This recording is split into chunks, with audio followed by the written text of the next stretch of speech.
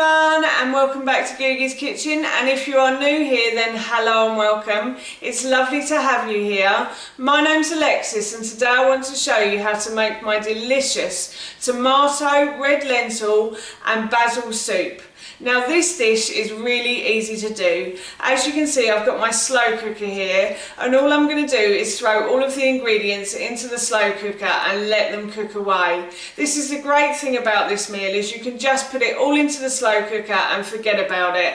And for me, it's like the fairies have cooked my dinner. When I come to the end of the day, there's a delicious soup sitting in the slow cooker waiting for me. So yes, I really love this dish. It's full of nourishing food as well, and it's great for a cold winter's day like today. It's absolutely freezing outside, so I'm really looking forward to having warm soup for my dinner this evening. So I thought I'd share this recipe with you. So here is how to make my tomato, red lentil and basil soup. So I thought I'd show you the ingredients and put them into the slow cooker at the same time, because that would just make it really easy then. So I've got 1 onion sliced and diced, and then I've got 1 clove of garlic sliced. So I'm just going to put all of that into the slow cooker. And then I've got my red lentils here as well. So I've got about 200 grams of red lentils, and I'm just going to pour these into the bottom of the slow cooker. And then I've got 1 teaspoon of oregano and 1 teaspoon of basil.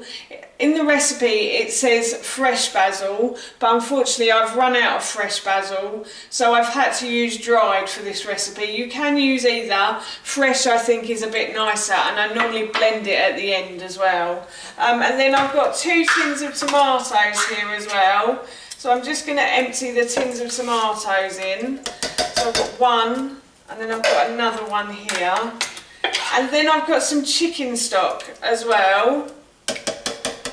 So I've got about 500 mils of chicken stock. Now obviously if you want to make this vegan or vegetarian, you won't use chicken stock, but to get the juice from the can, I'm going to pour some of the chicken stock in, and then hopefully that should make the can nice and empty from the juice. So you've got all of the juice out the tin then.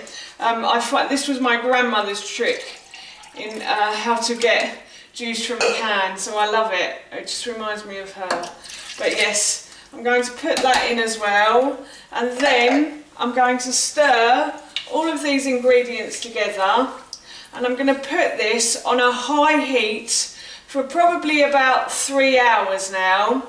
If you were going to put it on a low heat, you'd probably put it on for about 6 hours, and then I'm going to switch it off and I'll show you what I'm going to do after that.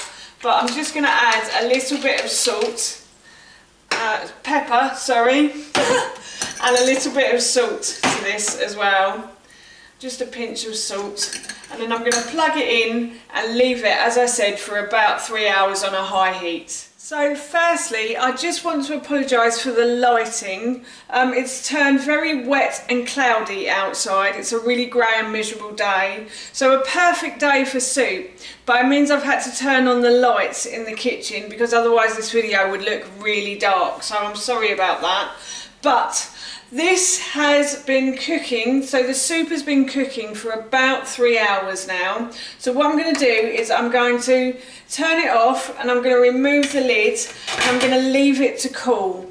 And then you could serve it like this if you want to. If you like all the lentils and all the onions in it, then that's fine.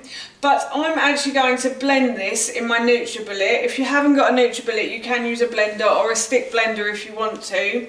And I'm going to blend all of these ingredients together, and then I'm going to put this in a pan on the hob, and I'm going to cook it. I'm going to heat it up later, and then I'm going to serve it with some cheesy bread for my husband and son, and some mozzarella pearls as well.